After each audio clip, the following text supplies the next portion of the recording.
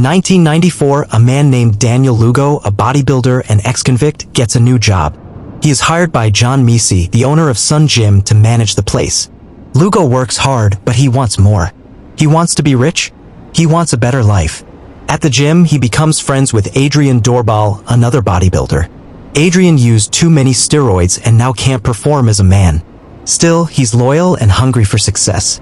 Together, they start training a rich man named Victor Kershaw.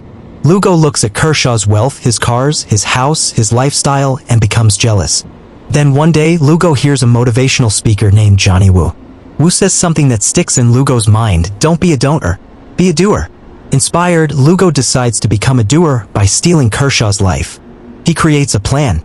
He brings in Doorbal to help and convinces another ex-con, Paul Doyle, a bodybuilder and Christian trying to stay clean. Together, the three of them become the Sun Gym Gang. They kidnap Kershaw. They hold him in a small warehouse. Even though Kershaw sees Lugo's face and knows who he is, the gang keeps going. They torture Kershaw, force him to call people and say he's okay, and make him sign over all his money and property. Then they try to kill him. First, they crash a car and put him inside. Then they burn the car. Then they run him over. But somehow, Kershaw survives.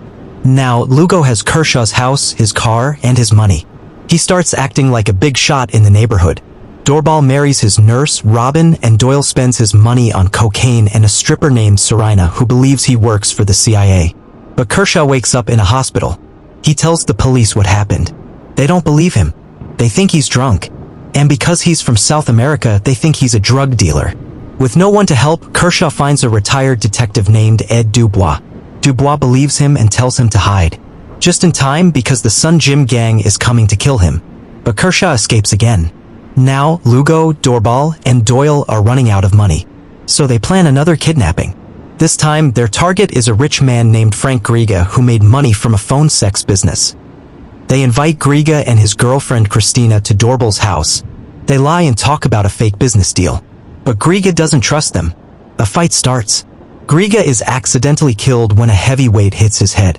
Christina screams and Doorbal gives her too much tranquilizer. She dies too.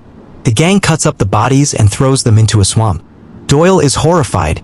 He didn't want this. He leaves the gang and returns to a church for help. The police are now watching. With help from Dubois and evidence from Kershaw, they move in. They arrest Doyle in the church. Doorbal is taken from his home. Misi is arrested at the gym. Lugo runs.